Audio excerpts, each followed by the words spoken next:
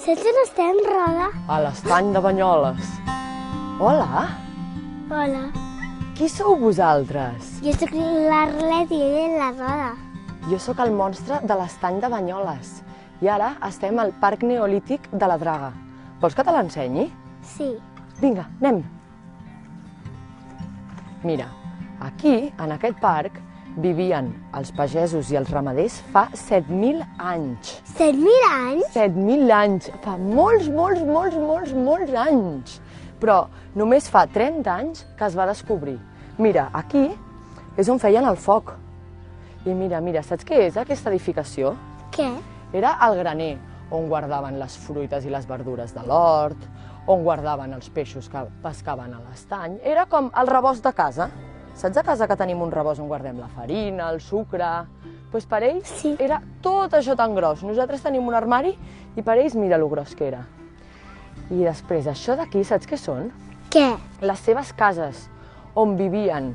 I veus que aquesta d'aquí està més aixecada? Sí. Saps per què era? Per què? Perquè quan plovia, tot això quedava inundat. I llavors l'aigua desfeia la casa. Llavors van pensar que si posaven aquests pals estaria més amunt i no se'ls hi desfaria. Perquè, mira, vine aquí, toca-ho aquí. Veus que és com una mica de fang? No és com la casa nostra. Ho veus? Mira aquí baix, que ja està mullat.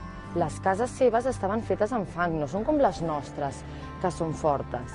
Llavors, quan plovia, mira, ara aquí que ha plogut poquet i mira com està. Doncs imagina't abans quan estava tot inundat. Tota la casa es desfeia. Tu te mostres Banyoles, tu no menjaves a la gent? Sí, abans sí, però ara he trobat una cosa millor, que guardo aquí dintre. Mira. Un xuxu de la millor pastisseria del món.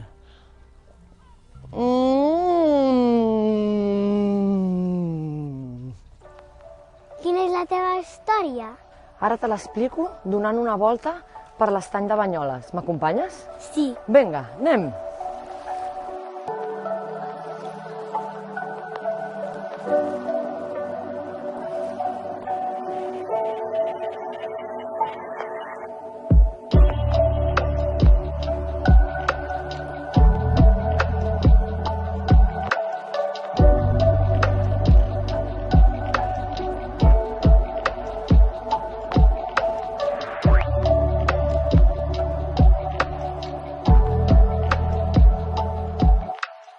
Mira, Arlet, com t'he dit abans, ara t'explicaré la meva història.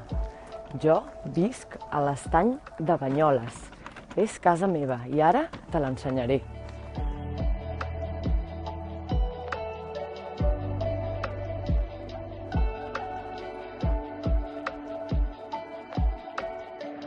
Fa molts i molts anys, la vila de Banyoles vivia atemorida perquè tota la meva família i jo ens menjàvem les ovelles i senglars. Un dia, els soldats de Carlemany van acostar-se a l'estany per plantar-me cara, però els vaig guanyar la batalla. Uns comerciants francesos que van veure l'escena van decidir també venir a per mi, però amb un res i no res els vaig fer fora. Els banyolins, atemorits, creien que només un miracle els podria salvar de la meva gana insaciable. Corria la veu que un monjo francès de Narbona, anomenat Mer, podia fer miracles. Els banyolins anaren a suplicar al monjo que els ajudés. El monjo, doncs, va decidir venir-me a veure l'estany de Banyoles. Quan el vaig veure, no vaig fer cap gest hostil. Es va posar a parlar amb mi i per primer cop algú em va explicar per què havia de deixar de menjar-me les persones i el bestiar, en comptes d'atacar-los. Saps què passa, Arlet?